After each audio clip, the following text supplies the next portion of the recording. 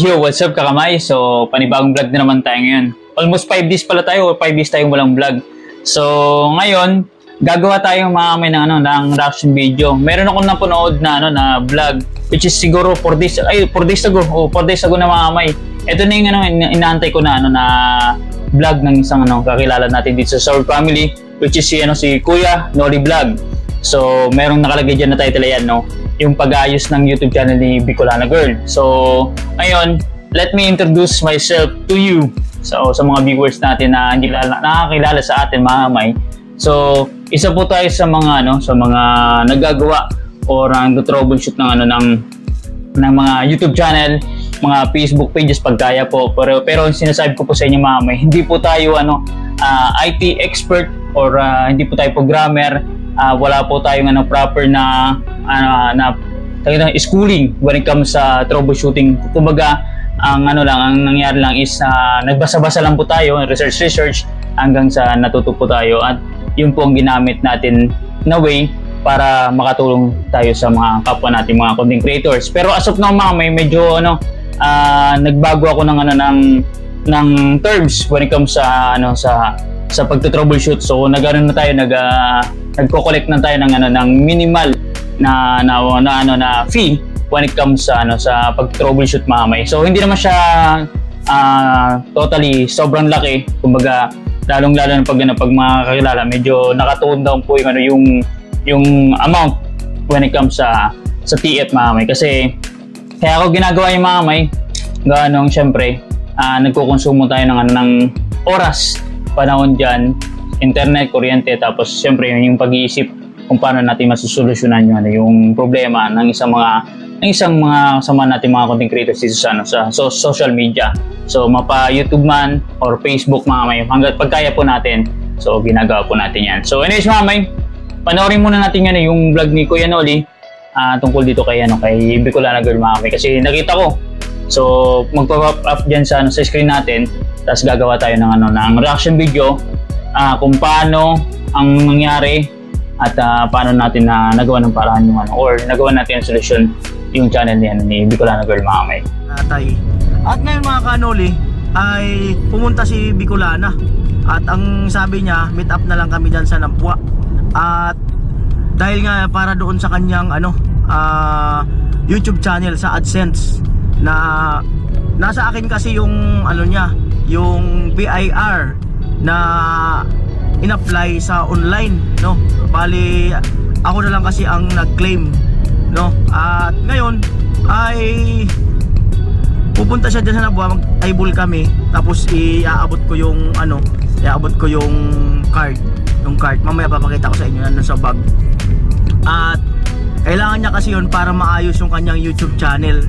At sa hindi po mga nakakaalam, yung YouTube channel niya po ay ipinapaayos ko na doon sa IT ng Sour Family, si Kay Bidog ko pinapaayos sa pinakang IT ng Sour Family.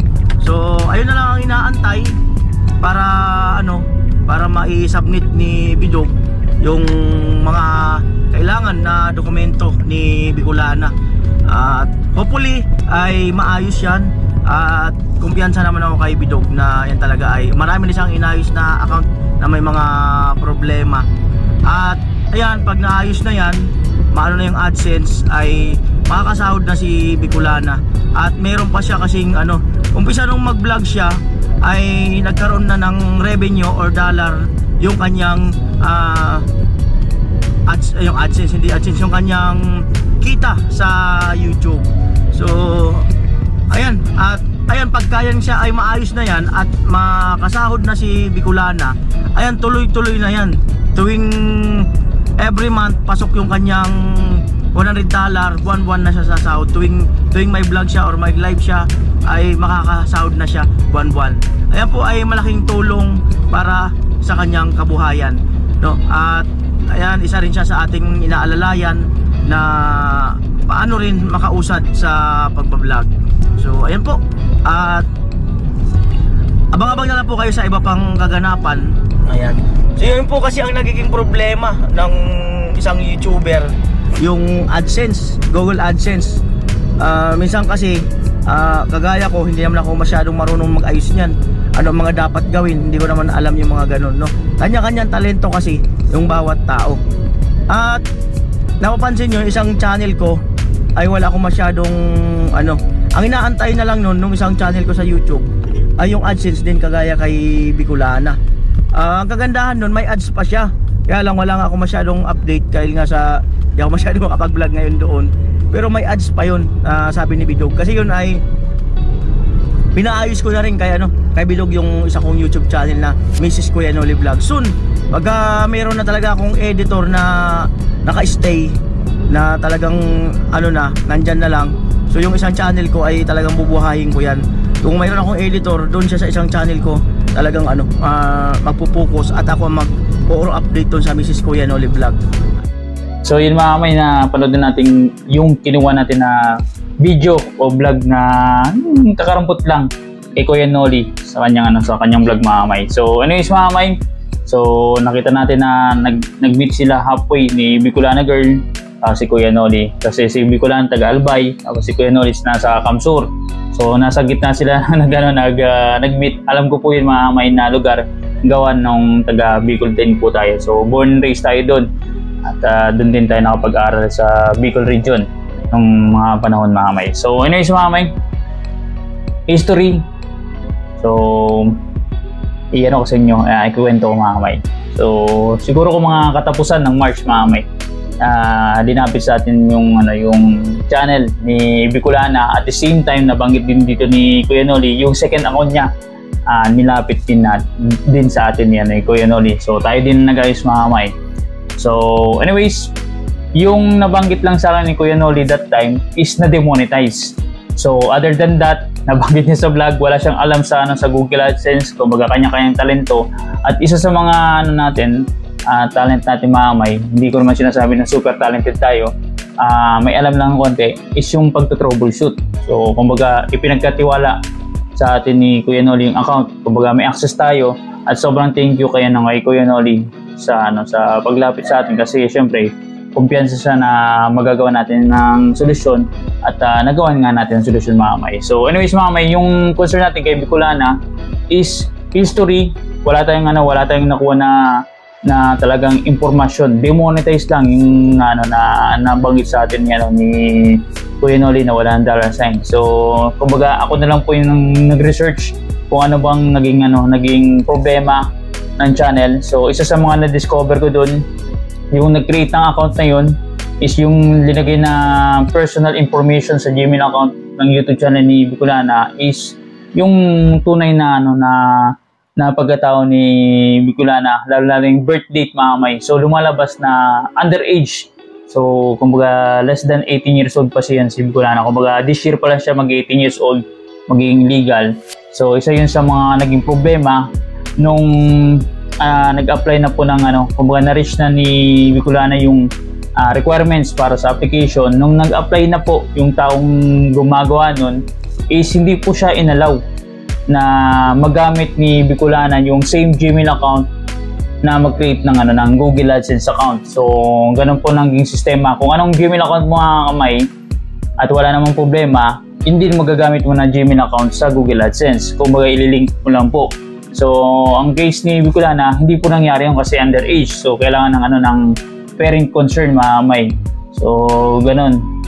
Kaya ang system, ang ginawa nitong nag-apply is gumawa po siya ng another Gmail account na para sa Google AdSense. Kaya na-link niya yung YouTube channel ni Bicolana dun sa Gmail account sa Google AdSense. So na-monetize po siya mga kamay. Anong nangyari? Hindi sa akin nabanggit. So ako lang po nakapag-discover at nalaman ko po sa support, which is yung information na yung may is hindi siya pwedeng i-disclose ng support kasi nga private yun. Pero anyways mga may, nakakuha tayo, kumbaga nadulas po yung support at nahilot natin, nakakuha tayong information. Kaya nakakuha ko yung talagang kumbaga yung history, at nalaman natin na gumamit yung gumawa ng another Gmail account. So yun ang binanggit ko kay Bicolana, nasan yun. yung yung Gmail account na yun, sino may hawak, anong Gmail account na yun, anong password. So naghanapan kami mga may at kalaunan, nandun lang pala kay Bicolana yung account na yun. So may access siya, nandun yung number. So sa madalit sabi mga may, nakuha ko po at nakapag access ako. At nakita ko na nandun po yung yung talagang nakalink sa YouTube channel niya, yung hinahanap ko mga may na user ID o publisher ID mga may. So nandun po nakatagong yung yung earnings niya kaysa dun sa talagang real Gmail account niya, which is may Google AdSense siya pero wala namang kumbaga inactive. So kumbaga nakita ko earnings ni Bicolana nandun. At the same time, kaya sa na-demonetize mga may is na-failed po siya. Nag-fail po siya na mag-send ng identity verification. Hindi pa siya nakapag-submit ng valid ID na nire-require ni Google AdSense. So sa mga small YouTuber na tulad ko mga may, sa mga pumapasok na hindi pa monetize, bibigyan ko lang ngayon ng impormasyon. Sa Google AdSense kasi mga may, before, sa pagkakalam ko, is yung bine-verify lang po yung address. So ngayon, dinagdagan po nila ng identity verification. So you need to submit a valid identity sa kanila para ma-verify na totoo nga or ikaw ang nagmamayari ng account. At the same time, pag once na na-complete mo po yun, na-done mo, that's the time na na lalabas yun naman yung address verification o yung PIN, which is you need to kumaga abangan nyo po sa in-input nyo po na address, abangan nyo po yung papel, tapos i-input nyo po yung number na nakalagay doon para malaman po ni Google AdSense na totoo po kayong tao, kumbaga nag-i-exist kayo. So kumbaga yun ang siste. So anyways mga may, ang nangyari is yung pinakita ni Kuya Noli na BIR, yung pong kailangan ko. Kasi yung Gmail account na create para sa Google AdSense, ang nakapangalan doon is yung nanay ni Bicolana, si Ma'am Russell. So nakapagpagawa po ng BIR ID si Kuya Noli kay Ma'am Russell at kailangan ko po yun. So una, sinendan ako ng photo. Sinendan ako ng parang sinend ni Kuya Noli kay Bicolana na naka-screenshot yata yun. So sabi ko kay Kuya Noli, i-try lang na ipa-photocopy tapos gupitin. So nung nakita ko, hindi siya pwede kasi halatado po mga may na parang photocopy lang. So sabi ko kailangan ng original kasi medyo maselan po si Google AdSense when it comes sa identity verification. So kailangan talaga maayos yung valid ID na i-submit. May mga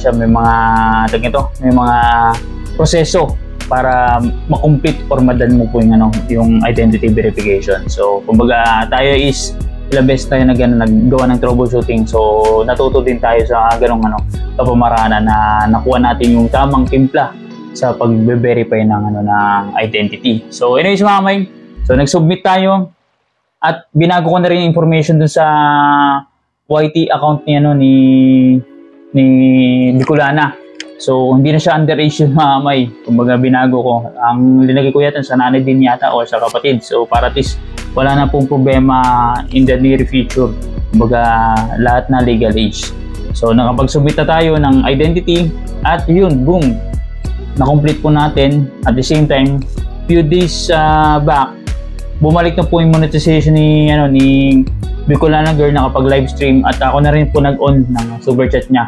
Habang naka-live po si Bicolana, minessage ako ni Kuya Noli na i-on ko daw. So in-on ko siya mga may habang naka-live. So kumbaga in-instructan ko, pumasok ko sa live ni Bicolana, in-instructan ko yung mga viewers na lumabas, i-refresh, lalabas siya sa live, pasok sila para magkaroon po sila ng $sign kung gusto niya mag-super chat o magpa-reply kay Bicolana. So as of now mga may, monetize po si Bicolana temporary mga may. So may chance pa po siya na ma-demonetize kasi lumabas na po yung address verification. So ibig sabihin may ni-expect si Bicolana na PIN na darating po sa kanilang bahay or kung saan man niya in-address yung PIN mga may. So yun, kumbaga ako closely monitoring. So kumbaga abot pa yan ng 4 months mga may. So, kumbaga 4 months. 4 months. So, may parating siyang isang pin. So, pag hindi dumating mamay, ako pong magpoproseso para mag-resend ng pin. So, dapat kailangan maka-4 na sending. So, that's the time, pag hindi talaga dumating yung papel na yun, so that's the time na magkakaroon tayo ng second option, which is yung manual verification. So, kailangan din natin ng ng valid ID para makomplete po siya, mga kamay. So, kumbaga, yung earnings naman ni Bicolana doon, mga kamay, still nandun, hindi siya mawawala. Kumbaga, nagsisave lang po siya sa bangko. So, ang maganda lang is bumalik ng monetization, makapag-vlog na siya, may ads na siya. So, continue lang siya sa pag-vlog kasi masipag naman si Bicolana maporsigido, mga kamay, sa pag-vlog. At lahat ng earnings niya doon na makakuha sa vlog, sa live. So, tatapon po yun sa mapupunta po yun sa Google AdSense. At yung earnings niya na current, madadagdagan pa po yun. So, hanggat nagbablog po siya. So, nakadepende yung yung magiging kalalabas ng earnings ni Bicolana sa kanyang pagiging pagsisipag sa pag-vlog, mga kamay. Kasi pag wala kang vlog, wala kang update, walang live, wala din kita, mga kamay. So, kailangan nasa content creator, mga kamay. So, siya pong gagawa ng kaperahan dito. So, hanggat na monetize. So, yun lang muna, mga kamay, ng update kay Bicolana. Kasi medyo mahaba pa pantataking 4 months. At yung sinasabing revenue, naka-stay put lang yun doon. Hindi pa niya masasahod yun kasi hindi pa verified yung address. So, sa mga hindi po rin nakakaalam, mga kamay, na minsan may Google AdSense din na exempted minsan sa identity verification at minsan exempted din minsan sa address verification. Kumbaga, nag-aantay siya sa wala. Kumbaga, meron palang problema, hindi pala yun. So, kumbaga, meron na rin tayong cases na handle na ganon. So, sana yun si Tita Biang Gulay. So, yun, mga kamay. So, that's it. So, sa lahat ng mga followers ni Bicolana, ni Kuya Noli. So, may YouTube channel din po ako, mga kamay. Yan, Bidogs Official. Isa tayo sa mga IT ng Sorry Family. Kasama natin si Thinking Bunny, mga kamay. At at the same time, mga kamay, yun sa mga viewers natin dyan, sa lahat ng mga sumusuporta, yun, lagi pong sinasabi na don't skip ads. At tabahan niyo po yung panonood ng vlogs natin. Kaya kasi, mga kamay, dyan lang kami kumikita. Lahat ng mga content creators sa mga ads niyan na hinabaan niyo po yung panonood. So, sobrang thank you sa mga panood at manood nito. At sobrang thank you sa pagtitiwala ninyo sa mga nagpapagawa sa atin ng YouTube channel at nagpapamanage ng account nila. Sobrang thank you sa tiwala ninyo. At nandito lang ako, mga kamay, sa mga gusto magpa-troubleshoot hanggat kaya natin, magpa-manage hanggat kaya natin. Message nyo lang po ako, mga kamay, sa vlog natin, dito sa vlog natin, sa channel natin, or sa ating Facebook account, Bidogs Sichi. Ako lang po yun, mga kamay, wala na pong iba. At yun, mga kamay, mababa pa itong journey natin kay Bicolana, kay Miss Kuya Noli. At mag-update na lang tayo next time. So, see you sa next vlog po natin, mga kamay. Salamat po!